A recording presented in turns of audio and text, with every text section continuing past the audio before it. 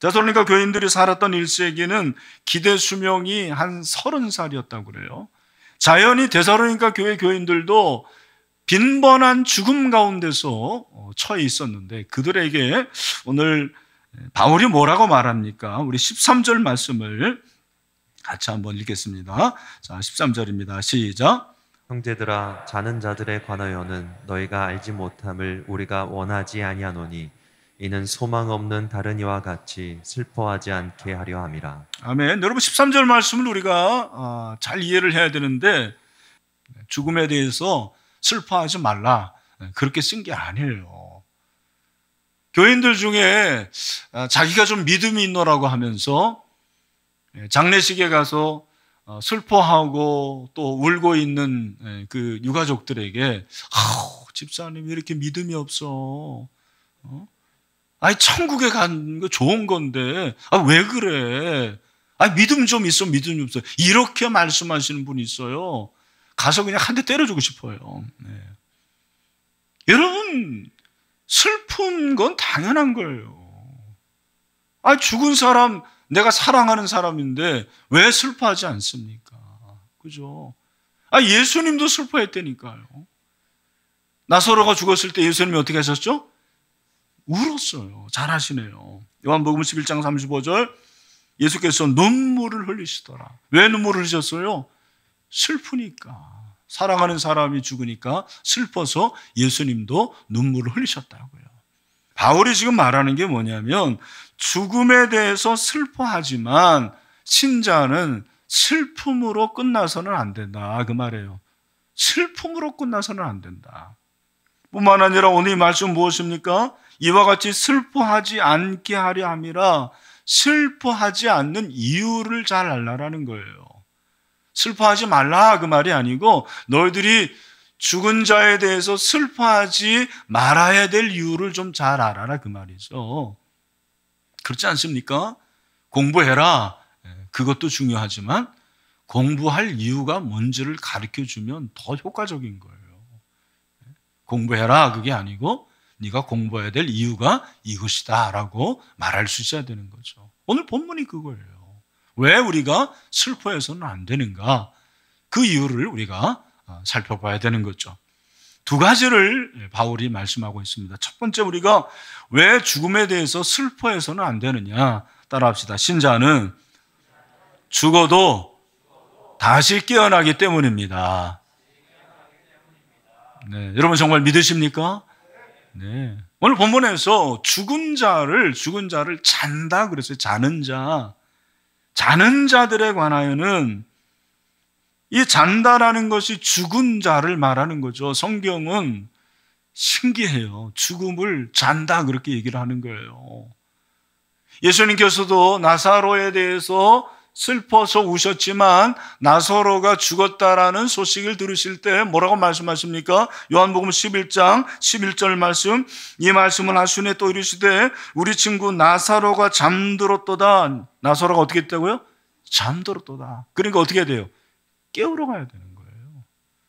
유대인들도 전통적으로 자는 것이라고 그렇게 표현을 해요. 죽는 것을.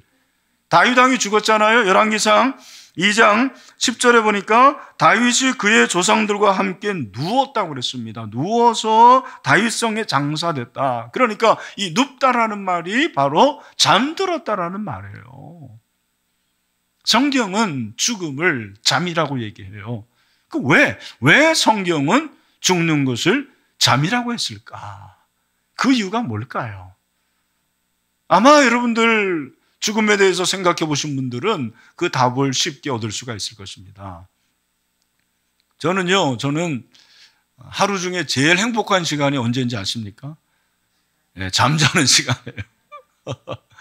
잠자는 시간이 얼마나 좋은 시간인지 몰라. 행복한 시간. 여러분 행복하지 않습니까? 그죠? 잠자는 것처럼 행복한 게 없어요. 오죽하면 교회 와서도 잠자려고 그러잖아요. 행복하니까. 네.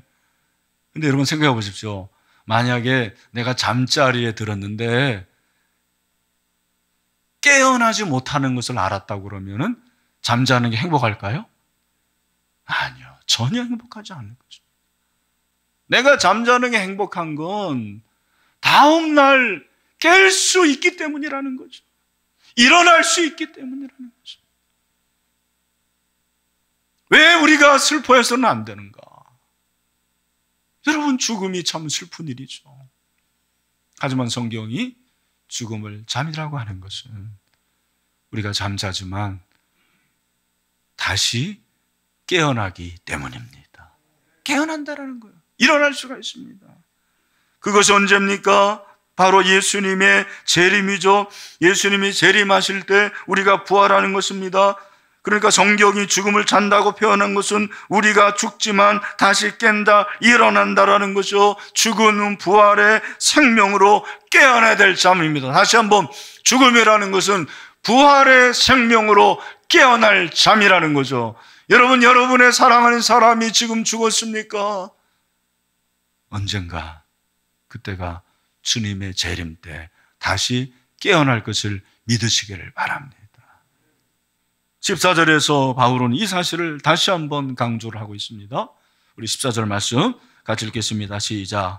우리가 예수께서 죽으셨다가 다시 살아나심을 믿을진대 이와 같이 예수 안에서 자는 자들도 하나님이 그와 함께 데리고 오시리라. 아멘. 여러분, 우리가 죽지만 다시 깰 수 있는 것을 믿는 것은 무엇에 기인합니까? 오늘 본문에 보니까 예수께서 죽으셨다가 다시 살아나심을 믿을진대 그랬어요. 여러분, 예수님이 죽으셨다가 3일 만에 부활하신 거, 다시 살으심을 믿으십니까? 그러면 나도 내가 살아가는 그 사람도 죽었지만 다시 살아나고 부활할 것을 믿습니다. 그걸 말하고 있는 것입니다. 근데 오늘 본문에 보면 이 14절에서 한 가지 좀 특이한 것은 예수님은 죽었다고 그러고 신자는 잠잔다고 그래요. 이게 좀 특이합니다. 이유가 뭐냐? 이런 질문이 좋은 질문이에요. 그래서 F.S. 브루스, 유명한 신약학자죠, 주석에서 이렇게 말했습니다. 그리스도의 죽음을 강조하기 위함이다. 이게 무슨 말일까? 그리스도의 죽음을 강조한다. 여러분, 우리가 죽었다가 깰 수 있는 것은 내가 믿음이 좋아서죠? 내가 신앙이 좋아서죠? 아니라는 거예요. 우리가 죽었다가 다시 깰 수 있는 것 한 가지, 예수님께서 나의 죄를 위해서 십자가에 죽으셨고 3일 만에 부활하셨기 때문에 예수님의 십자가로 말미암아 저와 여러분은 죽었다가 다시 깨어나게 됩니다. 그걸 말해주고 있습니다. 십자가를 강조하고 있습니다. 그러니까 죽음은 예수님의 십자가가 없으면 아무것도 아니라는 거예요. 이 예수님의 십자가가 있기 때문에 내가 사랑하는 남편, 내가 사랑하는 부모님 먼저 죽었지만 다시 깨어나고 부활하는 그날이 오게 된다는 것을 말씀하고 있는 것이죠. 오늘 우리 사랑하는 형제 자매 여러분, 가정에서 예배드린 여러분들도 우리가 죽음에 대해서 슬퍼할 수 있어요. 그러나 슬퍼할 수 없는 이유도 알아야 됩니다. 다른 것이 아니고 예수 그리스도의 십자가로 말미암아 저와 여러분이 죽었다가 다시 깰 수 있기 때문입니다. 여러분, 이 복음이 여러분의 복음이 되시기를 주님의 이름으로 축원합니다.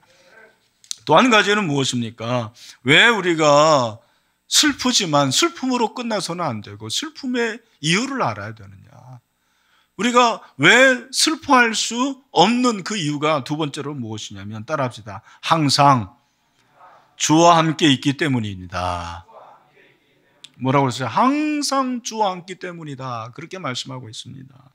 여러분, 15절 말씀이죠. 우리 15절 말씀 같이 한번 읽읍시다. 시작. 우리가 주의 말씀으로 너희에게 이것을 말하노니 주께서 강림하실 때까지 우리 살아남아 있는 자도 자는 자보다 결코 앞서지 못하리라. 아멘. 여러분, 여기 보면 여기서 앞서지 못한다라는 것은 앞지르지 못한다라는 거예요. 우리가 차 운전할 때 앞차가 너무 늦게 가면 어떻게 합니까? 앞지르기 하잖아요. 그걸 말하는 거예요.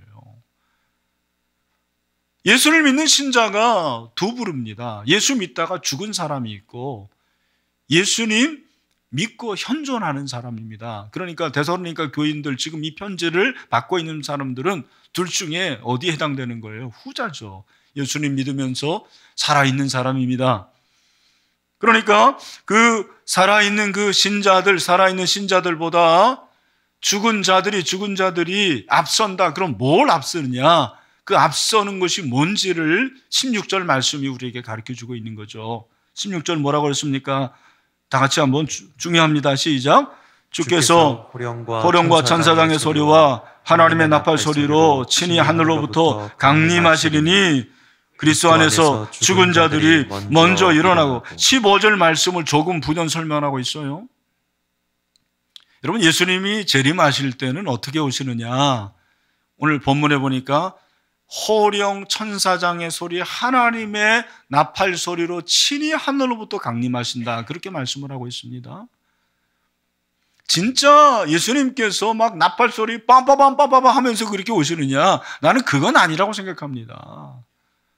왜 호령과 천사장의 소리와 그리고 나팔 소리라고 그랬느냐?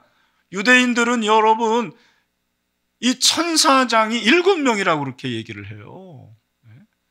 뭐 미가엘, 구리엘 막 그런 천사장들입니다. 근데 이게 뭐냐? 이 세 가지는 구분이 잘 안 되는데 공통점이 뭡니까? 아주 강력하다라는 거예요. 나팔 소리, 천사장의 소리, 그리고 호령 소리, 아주 큰 소리죠. 그 큰 소리로 더불어서 예수님이 강림, 재림을 하시는 거예요. 여러분, 그래야 되지 않겠습니까? 만약에 예수님이 이렇게 안 오시면 그냥 국지적으로 오시는 것밖에 안 돼요. 그러면 우리 대한민국 사람들만 보면 안 되죠. 예수님이 재림하실 때 미국 사람들도 볼 수 있어야 되고 저 아프리카에 있는 사람들도 볼 수 있어야 돼요. 그러니까 이건 초자연적인 역사를 말하는 거예요. 그렇게 예수님께서 강림하신다. 강력한 이미지를 가지고 오신다는 거예요. 그렇게 오실 때 제일 먼저 누가 일어난다고 그랬습니까? 그리스도 안에서 죽은 자들, 예수 믿고 죽은 우리 믿음의 선배들, 그런 사람들이 먼저 일어난다. 여기 일어나는 것은 벌떡 일어나는 게 아니에요. 여기서 일어난다라는 것은 원어적으로 말하면 살아난다 그 말이에요. 살아날 것을 얘기를 하고 있는 것이죠.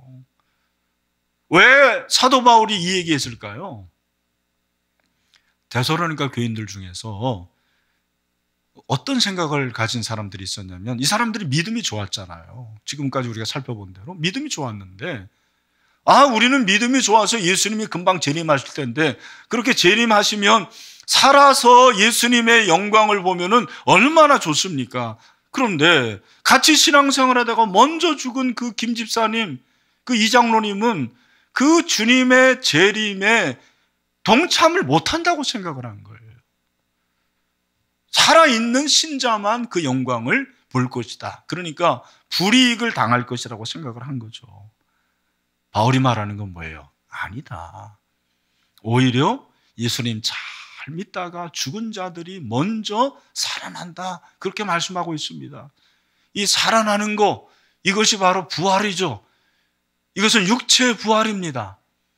참, 여러분, 우리가 몸이 썩는데 그 썩은 몸이 다시 살아나서 영혼과 결합해가지고 부활체가 되는 거죠. 그 부활체가 되어서 예수님이 다시 오시는 것을 영접하는 거죠. 그걸 우리에게 말씀을 하시는 것입니다. 어떻게 이것이 가능합니까? 오늘 본문에서 중요한 것이 16절 마지막 절에 보니까 그리스도 안에서 그렇게 얘기하고 있어요. 그리스도 안에서. 그리스도와의 연합을 말하는 것입니다. 예수님께서도 이걸 이미 말씀하셨죠. 요한복음 11장 25절 말씀 뭐라고 그랬습니까? 다 같이 시작. 예수께서 이르시되 나는 부활이요 생명이니 나를 믿는 자는 죽어도 살겠고. 여러분 믿습니까? 예수님 안에서 우리는 다시 살게 될 줄로 믿습니다. 그래서 그리스도 안에서 죽은 자들이 다시 살아난다라는 것입니다. 이것은 놀라운 변화를 말하는 거예요. 예수님의 재림, 그것을 파루시아 그렇게 얘기해요, 헬라어로. 다음 주에 제가 얘기하겠습니다. 파루시아라는 단어가 참 중요한 단어예요. 그 예수님의 재림 때 어떤 현상이 일어나냐면 우리와 함께 신앙생활 잘하다가 죽은 아버지, 어머니, 그 장로님이 다시 살아난다는 거, 변화가 된다는 것을 말하는 것입니다. 그러면 그 죽은 신자가 부활해서 천국에 가게 되는데 그 과정이 굉장히 복잡합니다, 여러분. 굉장히 복잡해요. 오늘 이 시간에 그걸 다 말씀드릴 수가 없어요. 근데 중요한 것은 그렇게 부활한 그들이 어떻게 되는 거예요? 천년왕국에서 왕노릇하고, 그리고 백보자 심판에서 마지막 심판을 받아요. 그리고 신천지, 새하늘 가서, 여러분 신천지가 좋은 단어라니까요. 저 이만희가 써서 그렇지 진짜 좋은 단어예요. 여러분 신천지에 갈 거예요, 안 갈 거예요? 대답을 잘 하시길 바랍니다. 이만희가 있는 신천지에 가면 안 되고, 여러분 예수님이 계신 신천지로 가시길 바랍니다. 그러니까 신천지에 가는 건 뭐냐면, 오늘 그걸 여러분이 아셔야 되는데, 우리가 왜 슬퍼해서는 안 되냐면, 여러분 우리가 가는 신천지는 어떤 곳이냐, 그 신천지는 무슨 뭐 황금길, 그리고 12 생명나무, 진주문, 그건 다 인간이 이해하도록 만든 거예요. 그렇게 좋다. 비유죠, 비유. 근데 여러분 천국을 한마디로 말하면 뭐냐? 따라합시다. 천국은 주님과 항상 있는 곳이다. 여러분 믿으십니까? 그게 천국이에요. 그게 천국.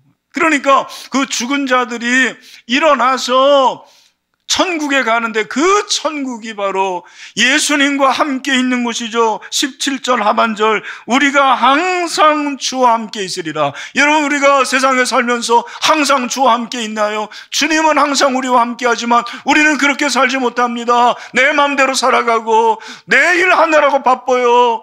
주님은 관심도 없어요. 근데 천국은 그런 거 다 안 하는데, 먹고 살 일 걱정 안 해도 됩니다. 우리 사랑하는 주부들 설거지 안 해도 돼요. 학생들 공부 안 해도 돼요. 영원히 주님과 함께 있으면서 예배하고 찬송하는 것, 그것이 바로 천국인 줄로 믿습니다. 그러니까 행복해요, 행복 안 해요? 행복하죠. 여러분 이 천국을 하나님께서 우리에게 선물로 주셨습니다. 그러니까 그 죽음에 대해서 슬퍼하지만 슬퍼하지 않아야 된다. 슬퍼만 해서는 안 된다는 이유를 말씀하시는 거죠. 여러분 고린도후서 5장 8절에 보니까 뭐라고 그랬냐면, 우리 고린도후서 5장 8절 말씀 다 같이 한번 크게 읽읍시다. 시작. 우리가 담대하여 원하는 바는 차라리 몸을 떠나 주와 함께 있는 그것이라. 여기 몸을 떠나는 게 바로 죽음이잖아요. 그죠? 그 죽음 이후에 우리가 가는 곳이 천국인데, 그 천국은 어떤 곳입니까? 주와 함께 있는 것. 여러분 그 주와 함께 있는 천국이 여러분에게, 저에게 주신 선물인 줄로 믿습니다. 할렐루야. 그렇다면 지상에 남아있는 사람은 어떻게 되는 거예요? 현존의 성도들은 어떻게 되는 거예요? 죽은 자들이 먼저 일어나고 그 다음에 누가 일어나는 거예요? 살아있는 자. 그러면 자, 여러분 제가 질문해 볼까요? 살아있는 자는 부활할 필요가 있어요, 없어요? 네. 우리가 여러분 부활을 안 하는 거죠. 물론 나중에 이제 부활체로 변하겠지만 우리는 죽지 않았으니까 다시 살아나는 거예요? 그건 없는 거죠. 그럼 어떻게 되는 겁니까? 그래서 하신 말씀이 17절 말씀이에요. 우리 10절 말씀 자, 한번 보시겠습니다. 자, 시작. 그 후에 우리 살아남은 자들도 그들과 함께 구름 속으로 끌어올려 공중에서 주를 영접하게 하시리니. 아멘. 여기 보니까 중요한 게 뭐냐면, 우리 살아남은 자들은 살아나는 게 아니라 살아있으니까 그냥 여기 보니까 공중에서 주를 영접하게 하시려고 구름 속으로 어떻게 된다며? 끌어올려. 이 끌어올리는 걸 뭐라고 그래요? 휴거라고 그러는 거예요. 아시는 분이 있네. 그러니까 예수를 잘 믿는 사람들은 예수님이 재림하실 때 끌어올려 갑니다. 휴거가 돼요. 하지만 예수님 제대로 믿지 않는 사람들 있잖아요. 이 종교인들, 이런 사람들은 7년 대환란을 겪고 거기서 이기면 천년왕국이 있는 거고, 천년왕국에서 왕노릇하고 아까 말씀드린 대로 심판받고 백보자에서, 그리고 신천신지에 들어가는 거예요. 자, 여기서 중요한 게 뭐냐면 휴거가 과연 언제 일어날 것이냐, 이거는 굉장히 어려운 문제입니다. 여러분 잘 들으십시오. 사후의 세계에 대해서 너무 자세히 알려고 하지 마세요. 왜? 성경이 자세히 얘기하지 않고 있어요.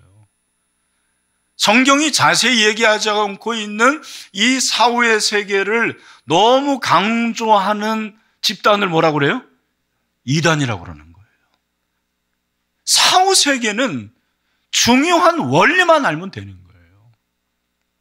우리가 지금 부활했다, 그리고 우리가 다시 휴거된다, 그래서 갈 곳이 천국인데, 이 휴거가 7년 대환란 전, 7년 대환란 중간, 7년 대환란 후, 그래서 학자들이 한 3가지 부류로 나뉘는 거예요.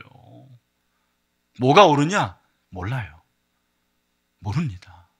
중요한 것은 환란, 7년 대환란을 겪지 않고 휴거된 사람들이나, 그리고 죽어서 부활된 사람들이나 다 같이 결국 궁극적으로 가는 곳이 어디입니까? 천국인데, 그 천국은 어떤 곳이라고요? 다시 한번, 주님이 나와 항상 함께, 중요한 게 항상이에요. 항상 함께 하는 거. 여러분, 우리가 그 주님이 항상 함께 하는 곳에 가게 될 줄로 믿습니다. 행복하세요? 행복하죠. 근데 어떤 사람들이 이게 안 믿어져요. 동화 같은 얘기 같죠. 그래서 믿음이 필요한 거예요. 믿음은 어린아이 같은 자에게 주시는 선물이에요. 예수님이 말씀하셨습니다. 마태복음 11장 25절, 천지의 주제이신 아버지, 이것을 지혜롭고 슬기 있는 자들에게는 숨기시고 어린아이들에게는 나타내심을 감사하나이다. 복음의 진리는, 나 많이 배웠어, 나 그래도 학위 있어, 나 이성적이야, 이런 사람들은 받아들이기가 어려워요. 어린아이 같이 이렇게 동화 같은 얘기가 아니죠. 이게 우리가 잘 몰라서 그렇지 분명히 그런 일들이 일어날 것이거든요. 그래서 그걸 받아들이는 거예요. 결론적으로 뭐냐? 그렇게 우리가 주님과 함께 영원히 있는 그곳에 갈 텐데, 또 죽어서 천국에 간 분들도 그런데, 결론적으로 18절이죠. 18절 다 같이 읽겠습니다. 시작. 그러므로 이러한 말로 서로 위로하라. 아멘. 그러므로 결론이잖아요. 이러한 말이 뭐예요? 다른 게 아니라는 거예요. 여러분들 장례식에 가서 누군가를 위로할 때 다른 말 할 필요 없어요. 반드시 깨어나게 될 줄로 믿습니다. 그 말도 잘해도 또 깨다 그러면 안 되니까 부활할 줄로 믿습니다. 그렇게 하고요. 그리고 여기서 중요한 게 뭐냐면, 예수님이 재림하실 때 우리가 살아나잖아요. 그리고 죽은 자도 살아나면 예수님을 만나는 만남이 있어요. 그게 바로 17절에 주를 영접, 이 영접하다라는 단어가 만난다라는 헬라어 단어예요. 이게 또 하나 함께 하는 게 뭐냐면, 죽은 자들을 우리가 제외할 수 있다라는 것입니다. 이게 놀라운 축복이라는 거예요. 그러니까 우리가 슬퍼하지 말라라는 것입니다. 그러니까 이런 말로 위로하라는 것은 다른 게 아니고, 우리 집사님 남편 돌아가셨지만 부활하게 될 것입니다. 그리고 우리가 천국에서 다시 만나게 될 것입니다. 그런 얘기 하라는 거예요. 그죠? 그렇게 위로하라는 것입니다. 저는 우리 신일교회 모든 성도들이 이러한 믿음이 있게 되기를 주님의 이름으로 축원합니다.